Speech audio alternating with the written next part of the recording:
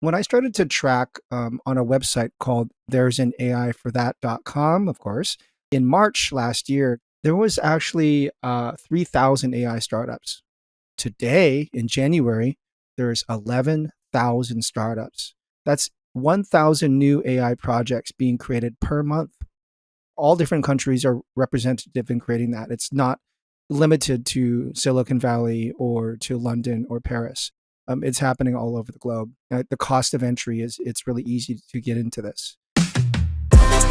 Hello, everybody, and welcome back to the Boundaryless Conversations podcast. On this podcast, we meet with pioneers, thinkers, and doers, and we talk about the future of business models, organizations, markets, and society in this rapidly changing world. Today, I am here with my usual co-host, Shruti, from India today. Am I right? Yeah, I'm here from India. Thanks, Simone. Thank you so much, Shruti, for joining. And I'm also with I'm incredibly excited to have a returning guest, a friend with us, Jeremiah Owyang, who is a visionary from the heart of Silicon Valley. I would say Jeremiah is now a GP at Blitzscaling Ventures, where his exceptional talent is now focused on identifying and investing into AI startups and that show, let's say, promise for rapid growth. Jeremiah's expertise doesn't end there. He's a captivating speaker who has been demystifying advanced concepts for companies for ages now, and now is doing it with AI. Whether he's broadcasting from this tiny high stream studio or being in person energizing crowds at business events or other live conferences, he is always giving enlightening insights. It's worth mentioning that I know Jeremiah since more than a decade. We were both early pioneers in the collaborative economy, and I remember fondly the days where I was a program director at the Wisher Fest, and I had you as a speaker. So Jeremiah, your journey in tech has been remarkable. I really hope you can enlighten us on AI today. Thank you for being with us. Thank you for having me. What an honor to be here, and our friendship sustains over time. You are really inside the white-hot core of the AI, let's say, research, the development, and everything that is happening in Silicon Valley. So like with other trends, you have been pioneering, you have been early on this AI trend. And so how do we start better than asking you to kind of make a picture of what's happening, how you have been putting yourself in the center of it, and what threads you can put together for us to understand what's going on. Thank you. Well, obviously, AI is not new. It's been around for many decades, but that trend has been known as predictive AI or machine learning. When it came to November 30th, 2022, we saw that birth of GPT, which caught the world by storm. Within 5 days, they had 1 million users, which is one of the fastest growth rates ever of any consumer app. And people could actually talk. It was a real experiment that anybody could use. And there's 100 million users plus on that in just under a year. So that really took the world by storm of generative AI. So it's important to distinguish the different lineages here. So when I started to track on a website called there's an AI for that.com, of course, in March last year, there was actually 3,000 AI startups.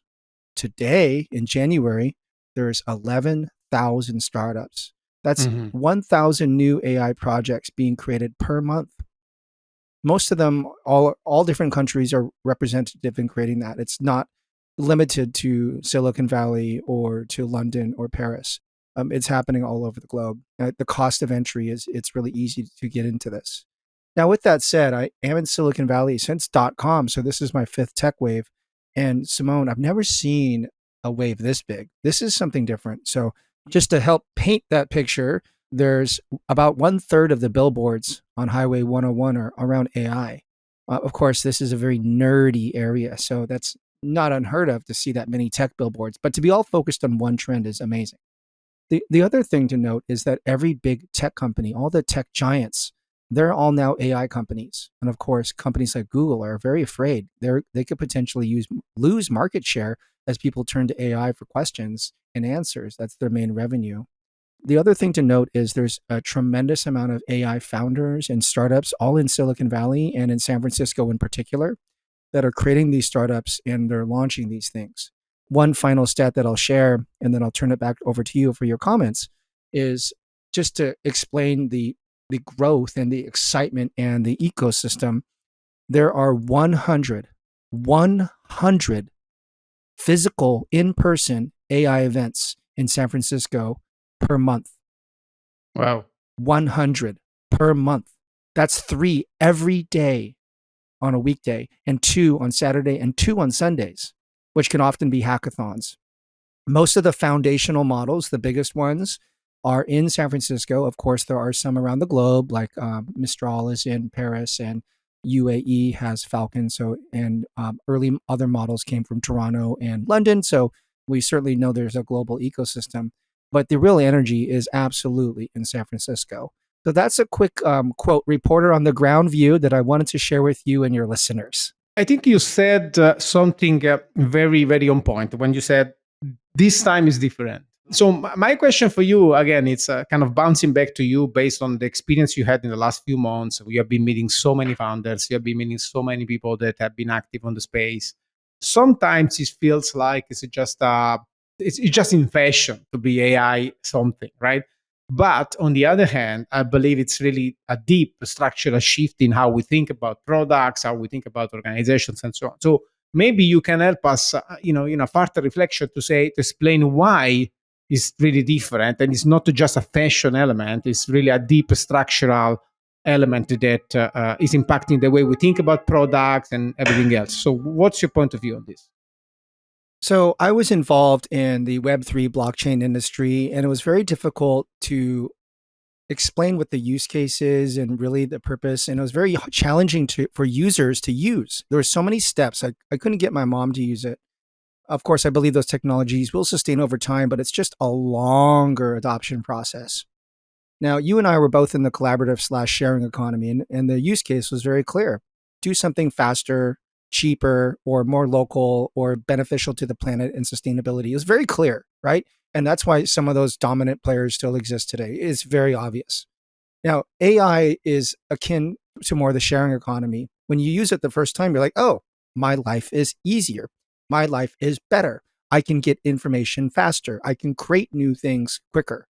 And so the instant ability to be more productive is the main use case to save time. So it's very clear to people to use. Just editing documents or grammar check or getting new information, or just to create some new images. Now, of course, this is not without its flaws, which we should absolutely address. There's issues with where did the content originate from? Is it being ethical? Are the people being compensated who created the original data corpus? Is it creating misinformation? Those are all real things that are being addressed by the industry. So it's not all roses. Every garden has bugs and thorns as well. So you spoke about productivity, right? And productivity sounds like a very enterprise-ish benefit, right? So we think about enterprise software, or it can be also, I would say, for professionals or freelancers and so on. That you can be more productive with AI. That's clear. I do my research with AI. I use the AI help in blogging and social media and whatever. But maybe can you just, among the startups you are considering, what are other startups that are using generative AI? Because we're massively talking about generative AI here. Is there anything else that generative AI is already showing potential use cases for beyond productivity, right? So what's your feeling in terms of any other trends that are emerging? For sure. And I'd be so curious from somebody who's lived in Italy, the old world, the center of creativity, right? For centuries on this take. So we're seeing AI boost creativity. We're seeing AI create images. We're seeing it create videos. And some of these images right now are creating new digital influencers like on Instagram. And you can't tell they're AI created. It's actually impossible to tell. And part of the reason is because most of the human influencers are using post-production edits and digital filters themselves. So there's this meeting in the middle. We're also seeing people create new videos. There's some new startups that are emerging. Pika, yeah, Pika, which you can create videos just from a few text prompts, and the videos look like standard animation you would see from a movie production house. And of course, we're seeing video production, so everybody can now become a creator and create new forms of poems, stories, images, photos, digital illustrations, art, video, and of course, that will bleed into the next phase, which is multiverse and metaverse and virtual worlds and augmented reality, which it's going to be released by Apple. So all these trends are coalescing together, right? AI doesn't exist just on your small screen on your mobile device. It's going to spread into the TV. It's going to spread into virtual reality and then AR. Right now, both of you have glasses on your head. Future versions of glasses could have a heads-up display that could give you more information around the world, so you can either create or be more productive or figure out how to relax. But so I want to hear your take on that, creativity and AI. For what I perceive from you, you're talking about mainly seeing use cases related to productivity on one side, creativity on the other side, and I see that professionals can use it as a sparring partner in their creative endeavor. You spoke about entertainment and gaming and movies. I'm fascinated by seeing what's coming up in AI-based video. It's really mind-blowing sometimes. So can we say productivity, creativity, entertainment, anything else that comes to your mind? An important one would be health and wellness. And right now, there's a real big issue in the United States. So the health span and lifespan are decreasing. It's part of that was due to COVID, but Americans, as you know, are woefully out of shape and unhealthy. But it's that behavior and is spreading to other countries, UK, China, Mexico. Like people are getting out of shape, and also there's the highest levels of anxiety and depression ever recorded in the USA at this time. So people are turning to AI to help them.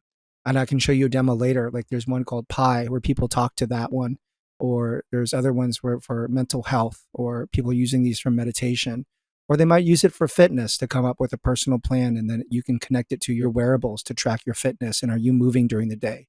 So health, life, health span, mental wellness, relaxation, sleep, AI can assist and also detract from those as well.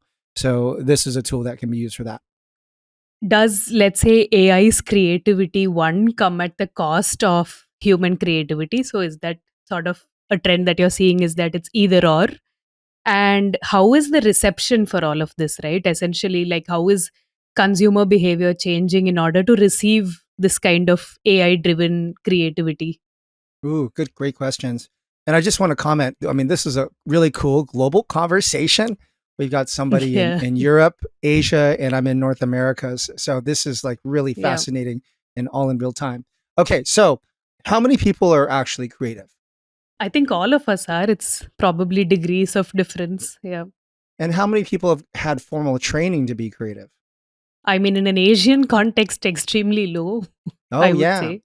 So now we have the tools, the AI tools, where Mhm. everybody, an amateur, a quote, creative amateur, can level up to be a prosumer, which is in between a professional consumer. And those prosumers can level up to become like professionals. And the professionals, well, they better step their game up because everybody else is leveling up too. And of course they will. Something new will happen. This example of everybody gets to step up a level. Now, how were people reacting to this? That's a deep question. So the professional class at first was very, very upset with this. And Simone, you know from your history in Europe that people were upset during the Renaissance period or when Impressionism came around. Every new movement, people were upset with it. Even people were upset with the Eiffel Tower when it was produced. So people were upset with generative art. But last week, Getty Images announced that they will now sell generative AI art. Mhm. That only took them less than a year to turn around completely and figure out how to make this part of the culture and to become common. Of course, their art is derived from their official art, which they have in their collections and they have IP ownership of. So that gives them power from their own business model.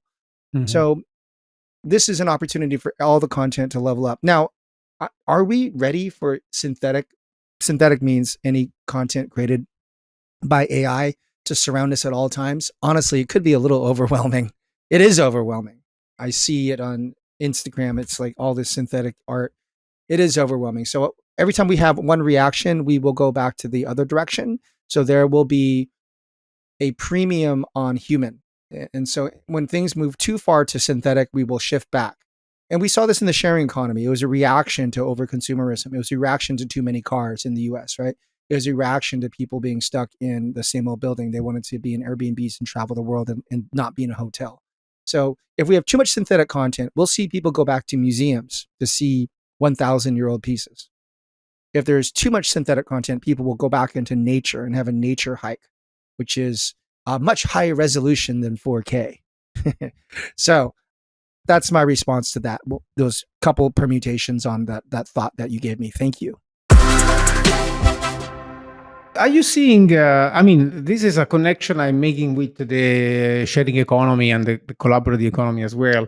When we have seen these new models coming up, I think there was a phase of this adoption that was very characterized by the question of trust, right? Because we were used to, let's say, be a consumer in the traditional environment, and suddenly we were facing peer-to-peer relationships. So we didn't know how to trust the others, and we were having no consumer protection, and so on. So are you seeing similar concerns for interacting with AIs in terms of, can I trust these AI?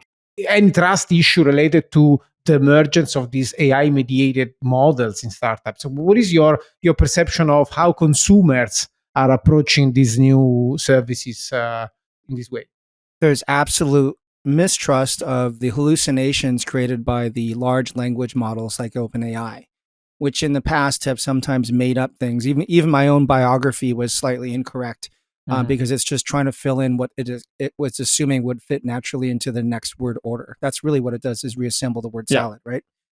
However, that's being solved at a rapid pace.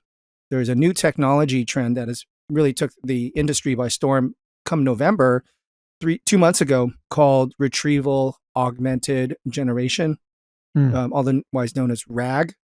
And what that means is the large language models like OpenAI can access other data sources to get richer information. As an example, if you use OpenAI and ask it to shop for like cameras, it will go to eBay and Amazon and to Best Buy and other stores to go get prices. And that's happening now. It won't just make up a price and then it cites a small source. If you use the fast growing new search tool called perplexity.ai, have you guys tried this? Perplexity? Yeah.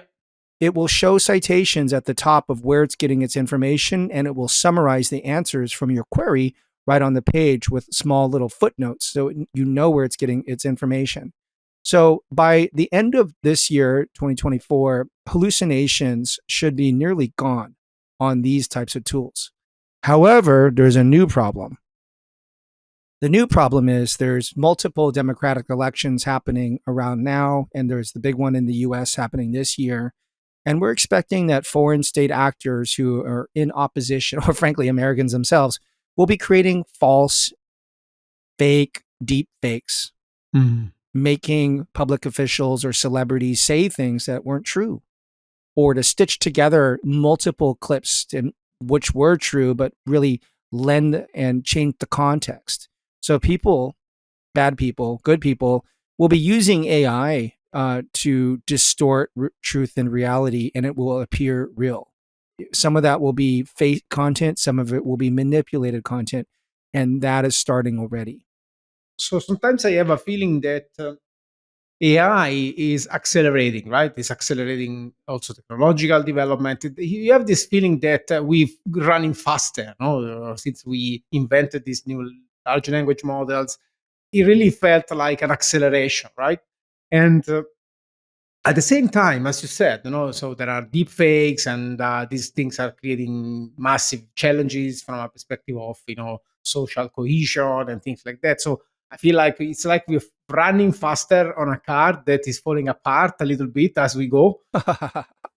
We see this reflected in the challenges that AI is making for policymakers, for example. This is a massively deflationary technology, because it's really making work more commoditized, and it's going to create a lot of challenges for policies. So from a VC perspective, right, you're looking into making money with this, right? So, what is your perception on thinking about the world we will have once AI is fully deployed, and how to make money in that world through AI? So, what is your VC investment thesis and monetization thesis on these technologies on a wider perspective? So, venture capital invests in promising startups that are likely to grow and become the dominant players in the space. And that is an existing business model that's been around for decades. And it's quite common, of course, for tech companies to work with VCs because they help them with guidance or to make connections or to set up events or connect them to customers. And so it's an exciting role for me to participate. So the way that obviously VC works is you invest, and then after several years, which could be up to sometimes 15 years, you would see an exit or return in that investment. And that's how the model works. So typically, in some cases, VCs would then use that money to reinvest into the market in other ways. And so it continued forward the next iteration, the next generation of tech. As you know, the tech cycles seem to come in like 5 to 10 year waves. And so VC funds tend to match that wave. So that's honestly how we would make money in doing that, is investing and recouping returns later. By the way, not all the startups, most of the startups will not make it. So you actually have to spread the bets around. Typically, it's 5 to 10% of startups in tech will actually have any return of note. So at the moment, I can perceive that since this is more like a very dynamic landscape, you will tend to invest more into radically breakthroughs, like breakthroughs in productivity, breakthroughs in creativity, breakthroughs in content creation, and things like that, right? It's more. So do I perceive well that business models are not clear yet? It's not really clear how do you monetize these technologies fully at the moment. Am I right? No, I think it is clear. So, okay, so it depends on who we're talking about for business models. So for the startups, the business models right now tend to be SaaS based. So companies are paying a monthly, which could include, if it's like a B2B, access to an API or tokens, then obviously you would pay per usage. So that's pretty common already, like a traditional cloud type of thing. What we will see in the future, and it's starting to come around, would be advertising as a revenue model. That will come in just a few months. I expect to see, quote, sponsored sentences in some of the LLMs, where you ask it a question and it renders a conclusion or a summary, and there might be an ad in there, a sponsored sentence. Like, for example, what is the best mid-sized car to buy? And it might say Honda, BMW, Mercedes, and this one is sponsored by, pick a brand. So those are the main business models I see at the moment. So you said SaaS. So I guess that SaaS is most applicable to the productivity element. Then you said tokens, which is about the creativity Usage. generation use cases. And you said also these fantastic ideas around advertising, and basically, I guess it's about putting yourself as an advertiser in these conversations that exist between, like in games or things like that. And just a quick question: what is your idea on AI-based hardware? I'm not an expert in that, but I can comment at industry level. So right now, NVIDIA is the hot company that is creating the hardware. If you're talking about chips as being the main I was talking funnel. more about the tabs and the pins and the wearable element. Humane. But you can make a broader point. Humane, Rabbit. Yes. Apple Watch, Vision Pro, which is coming, any smartwatch, and frankly, this phone that I'm holding up, right? Yeah. So for most of the world, they are mobile first or mobile only. And so that's how they would interact with AI. I'm not convinced people are going to be wearing those humane pins and walking around. That honestly seems like an edge case that may not become normalized for a long time. Don't forget, there's glasses. So Meta has the Ray-Ban glasses that have cameras and that can do other things, which eventually have other capabilities. So I think it's mostly going to be on the mobile phone for now. But over time, the mobile phone will disappear and we'll start to use these wearables as our main interface. One of the powerful things of these AI technologies is that their voice capability is very good and their microphone capabilities are getting great. And putting a small camera or letting your camera be exposed or your GPS location already gives you a lot of context, so the AI kind of knows what you're doing. So we're really getting into these hair-like situations, right? Where you speak with the AIs as a background to your daily routines. Yeah. I mean, have you tried Pi? Yes, I tried. If you want to show it, Okay. why not? Let's do it. Okay. So Pi is a free app. It's made by Inflection AI, and we have financial ties to Inflection AI because their co-founders, one of our advisors, Reid Hoffman. All right, so Pi is an app, and if you can see the video, it's just on my phone, and I'm going to turn it on. I'm going to have a quick conversation. I'm going to ask it 4 different things. Everybody listen in. Hey Pi, I'm with my new friends. Tell me what you do in just one sentence. I am an AI-powered language model that provides personalized assistance and conversation through natural language interactions.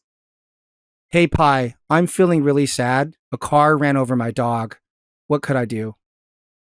Oh, I'm so sorry to hear that, Jeremiah. Losing a beloved pet is a devastating experience. The shock and grief you're feeling are completely understandable. I'm here to listen, and I'm happy to help you through this difficult time. In the immediate aftermath, it might be helpful to allow yourself some time to process what happened and grieve for your loss. Reach out to friends and family for support if you feel comfortable doing so. You could also consider writing down your memories of your dog or creating a memorial to celebrate their life. There are also grief support groups and counselors available to help you through this difficult time. Remember that it's okay to take as much time as you need to process your emotions and to seek professional help if you feel like you need it. All right, was that the first time you had an AI on your podcast? Yes. I think so, yeah. All right, what did you observe? What did you hear? What did you observe? I was thinking it sounds like some Black Mirror episode that came to life where we're falling in love with a mobile device. That's what I was thinking about. Yeah, I mean, I was surprised by the. Actually, again, in terms of tone and type of interaction, it's really, really becoming natural. So it's really impressive how fast this technology has progressed in just a few months. And it's like, I can think that in 6 months, you're really gonna feel like talking to a human. So if you noticed, I was hands free. I mean, I was holding the phone up, but I could just have the microphone on and have a dialogue. And sometimes it engages in dialogue. Like I was expecting it to say, "Do you want to talk about your loss?" Sometimes it does that. Like, how do you feel right now? So like the two-way dialogue. And notice like the tone changed when I brought up something somber. What did you hear? Yeah, tone is the thing that surprised me the most. Okay, so that and the voice. The last thing on this, that voice sounds a lot like Scarlett Johansson from Her. Yes. Okay.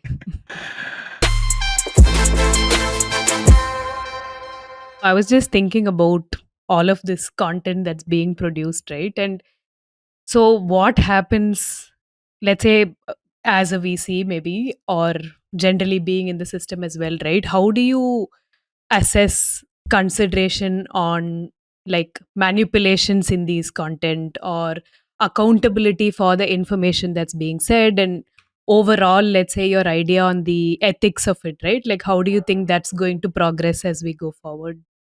Important question. So obviously, we're not going to invest in any company that's unethical or going against the grain of humanity. That makes no sense. It doesn't make sense financially. It doesn't make sense for me to sleep at night. It doesn't make sense for my children. So I don't want to do that. Obviously, every founder that we work with is going to need to follow the laws in the countries that they're operating in. However, it's important to note that AI is going into uncharted territories. Quote, Uber was and Airbnb were illegal when they started off, right? And Google's been sued and for things that they've done, and microloans and blockchain is quote illegal, even though there's value in help in those technologies. Of course, these things are not always used in all of them. They're not always used in an ethical way, but the rules and the laws and the social norms will have to mold. The laws do not reflect what's happening in AI. They frankly can't keep up with the changes that are happening. There's no way they can keep up. With some governments, the leadership team changes over every 4 to 8 years, several years. There's a few governments where it's lifetime. They just can't keep up. They're not even in office long enough to understand and make the changes. I feel like it's a bit different than in the past, right? Because when we spoke about, for example, Airbnb being illegal, or actually maybe not really Airbnb being illegal, but the way it was used, right? From people without any license or people that didn't track their payments and so on.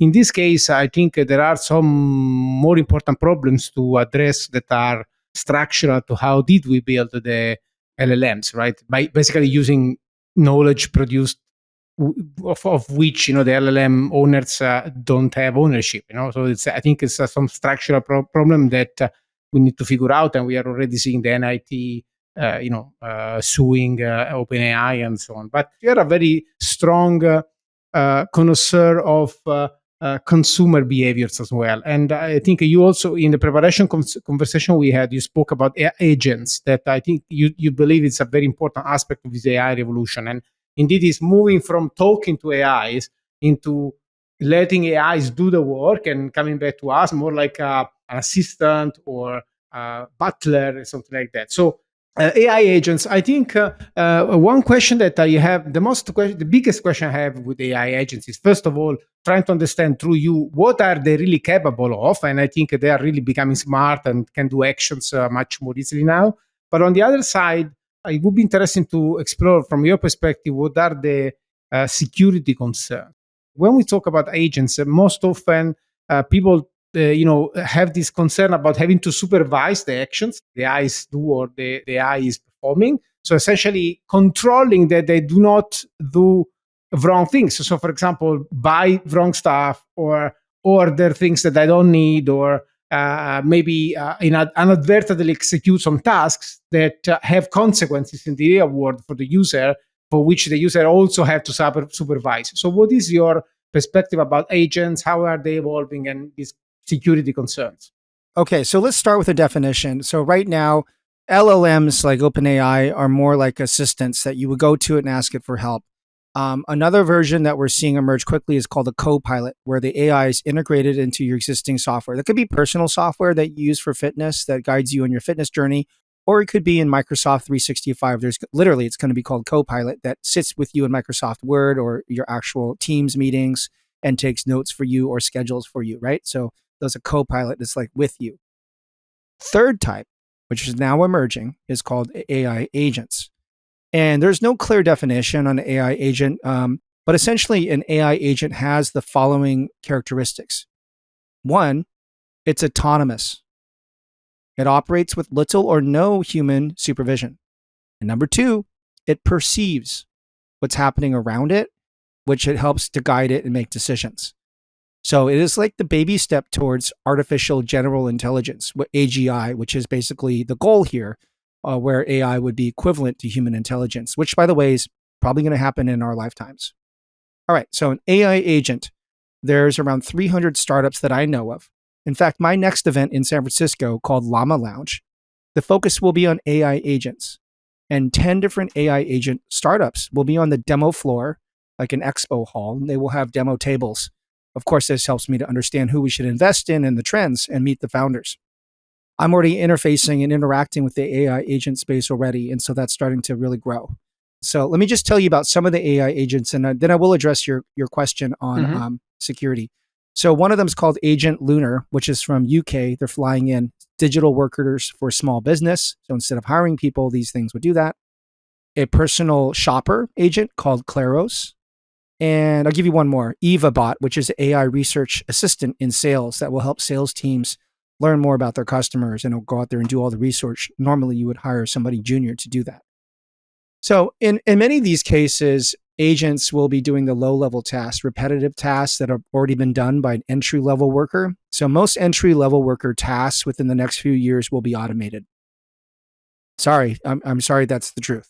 And so we better prepare ourselves in society and culture for that to happen. Now, to answer your question around privacy and security, well, it only has access to the information that you allow it to.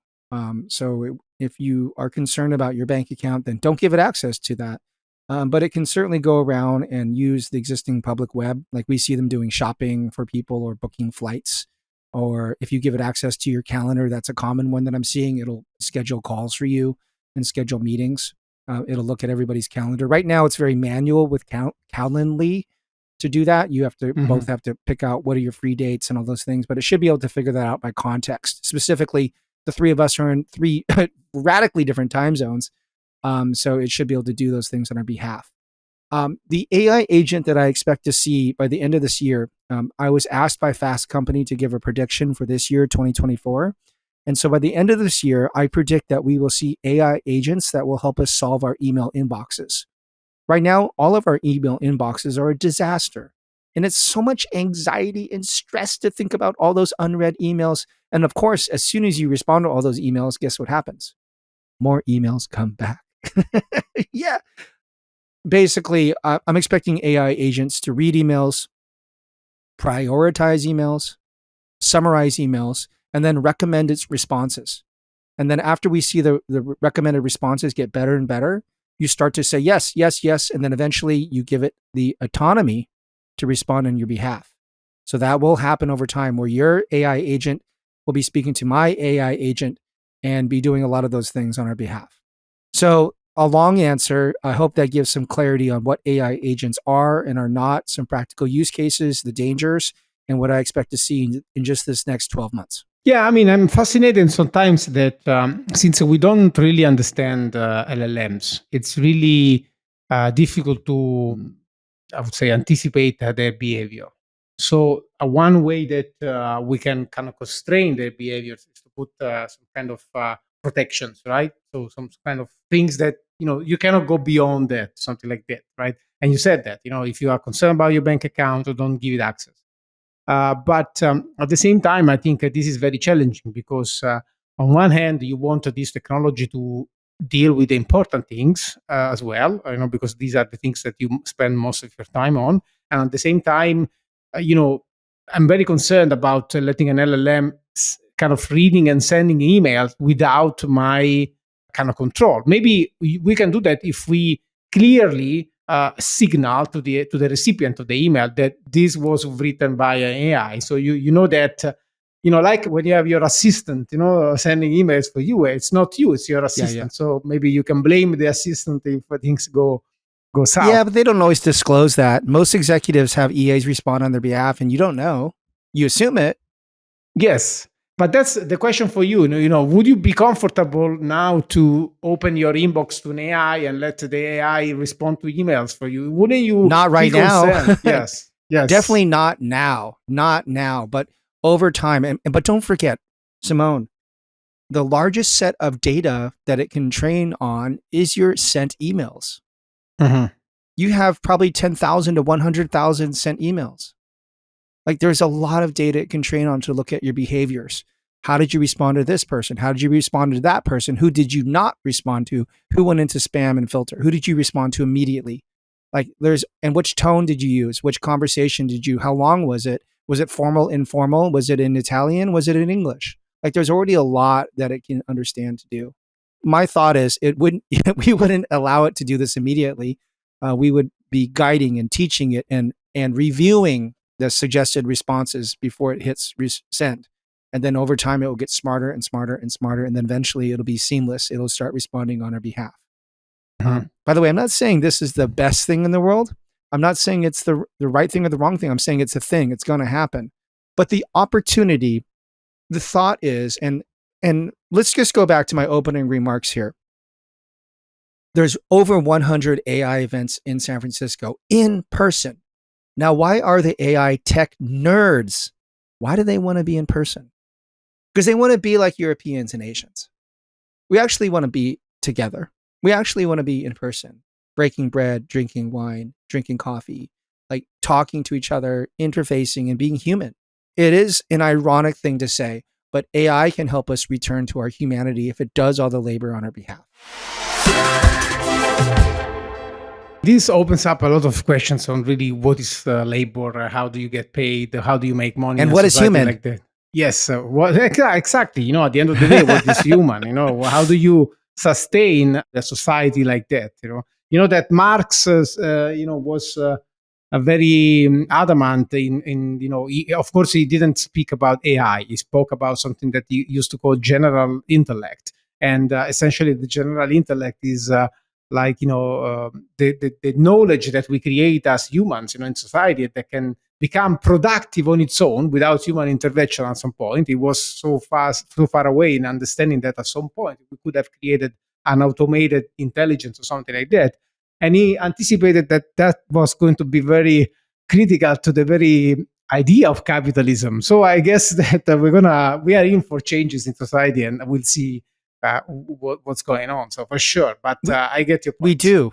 Actually, that is an important thing. So the concept of universal basic income or heavy taxation and distribution of people who create AI and use AI, like big companies that are going to use AI and reduce employment, is a topic that needs to be actually brought to the forefront. I don't think it's going to happen with the United States current administration or the next one, based on what I see. So it may not be a discussion that emerges not for 5 years in the US. But it's already a concept that Northern Europe already knows very well. So there's models that exist that we need to evaluate. So I'm not opposed to that, even though my title is venture capitalist. We do need to ensure that. Hey, I understand. I mean, we work together in the sharing economy. Yes, I always had a commerce bent on what I did, but we can't leave the whole world behind. I totally get that. No, but I think we had similar concerns. When we spoke about the sharing economy 10 years ago or 12 years ago, we had similar concerns. We've spoken a lot about what AI can do. So I wanted to know from your side, maybe are there things that it cannot at this stage? And if there are misconceptions that it can, but it can't? That's a good question. So it can't hug me like my kids do. It can't, it can't make me feel great like my wife does. It cannot play a musical instrument, acoustic instrument with me and look at me and we can improv. I used to play jazz. It can't do that. And if it does, it's just not the same. It can't do those things. It can't do fitness with me. I go to CrossFit many mornings. It's not the same. I'm with my friends. We're lifting weights. It's not the same. So the core human things, it's not, and Pi, and there's other health apps cannot be equal to a human therapist. It just cannot go to that level, and we shouldn't expect it to. However, not everybody can afford a therapist, and they're not there when you need them at 3 a.m. Not everybody can afford a fitness coach, and loneliness is at an all-time high. So people want somebody to talk to at their terms. And this is where AI will come in to help and augment and fill in some of those gaps, never to full capacity. I don't think ever. Even the most realistic Android, it's just not enough. Now, notice I didn't say be creative, because I actually think AI can be extremely creative, up to the level of the 1% of the creatives, like the true artists that break through and make a new genre. I don't think AI is going to be able to do that because it's regurgitating what already existed. But it could get up to level 99%. I mean, I'm curious to see how all of this turns out, right? I'm a psychology student, by the way, so I'm actually really, really curious on that front, on how it can sort of imitate that level of, let's say, human innateness, right? Essentially, so I'm curious to see that. So before we come to the end of the discussion, right, I wanted to ask you if you have maybe any breadcrumbs or suggestions for our listeners on books, podcasts, movies that you recommend that they could learn from. So there's two newsletters that I subscribe to, and I know both of the writers. And those two ones will give you can stay up to date in the fast changing AI space very quickly with these two. One is called The Neuron, like the brain neurons, Neuron. The other one is called Synthedia by Brett. And those two give you all the news. And of course, they're using AI to summarize what's happening. I recommend those two. If you are in Silicon Valley area, Cerebral Valley is the group to watch. And if you're a developer, they have a great Slack channel. So if you're building AI, Cerebral Valley, it's a team. They're the main group to watch. Thank you so much. More than in other episodes, it's worth that maybe I can do a quick wrap up of what we discussed, because I think we touched a few very important points during the conversation. And then before closing, maybe you can add some final remark on this. First of all, we spoke about the areas where AI is going to be impactful in your perspective as a VC and as a kind of weaver of networks. And you spoke about productivity, so enterprise use cases, freelance use cases, and so on. Creativity, entertainment like games and media and so on, And then you spoke about health and wellness. I think these were the things that you highlighted as topics, let's say. Then we also had a very interesting reflection on business models. And you said software as a service, I guess mostly for enterprise use cases, tokenization for creativity. Then we spoke about media and ads. So it's very interesting as you paint this future where advertising can be kind of infused into the conversations you have with AI. And I can really think about few use cases for that. And then we spoke about hardware, and you said you're not very much positive towards pins and tabs and things like that. And maybe, as I understand, you believe that the phone is maybe the place where the AI will kind of stay for a while. Then we spoke about agents. So really, listeners, for you that you are listening, check agents topic and trying to understand what is the future, because this is the kind of the next wave, as I understand well, in your perception. And of course, we discussed other things, but I think it was worth to pin down these few very important things that that kind of provide a framework for people to navigate this wave that is coming out. Anything else that you want to add as a final remark on this conversation? The opportunity is that AI is used to help and improve humanity across health and education, which we didn't talk too much about. Of course, freeing us up from the tasks that we didn't want to labor on. We saw this in the Industrial Revolution, where people were toiling in the fields, and then we shifted. Of course, it had its downsides too, but GDP, productivity, more clothes, more food is available to everybody, and lifespans increased. AI is on that same trajectory. In the Industrial Revolution, we traded our muscle power for mechanical power, but with AI, and here's the opportunity, we can trade our thinking power, brain power, to compute power, so everybody in the world, including underdeveloped countries, can benefit, and the whole globe hopefully can improve. I'm excited for the future. Yes, totally. I mean, I can rhyme with this. I was watching a paper a few weeks ago where apparently LLMs are kind of pioneering in medicine and kind of discovered a new class of antibiotics. And I was really excited about that. So hopefully, we don't have only the negative facts, but we also get some positive out of this technology that can really change the world.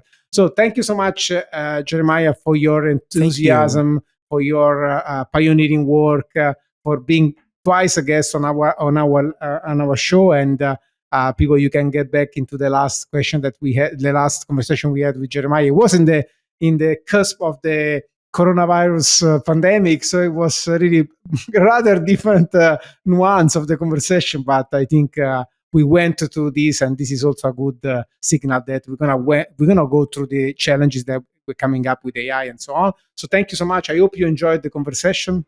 I absolutely did. Thank you for having me. Thank you, Shruti. It's always great to have you here with your questions. Thank you so much. Thank you. Thanks, Jeremiah, for joining. Thank you, Simone. And for our listeners, as always, and more than any time else today, check the show notes. Jeremiah spoke about a few, suggested newsletters and tools to use and try. So check the show notes on www.boundaryless.io/recipes/podcast. You will see that there will be the episode with Jeremiah. And until we speak again, remember to think boundaryless.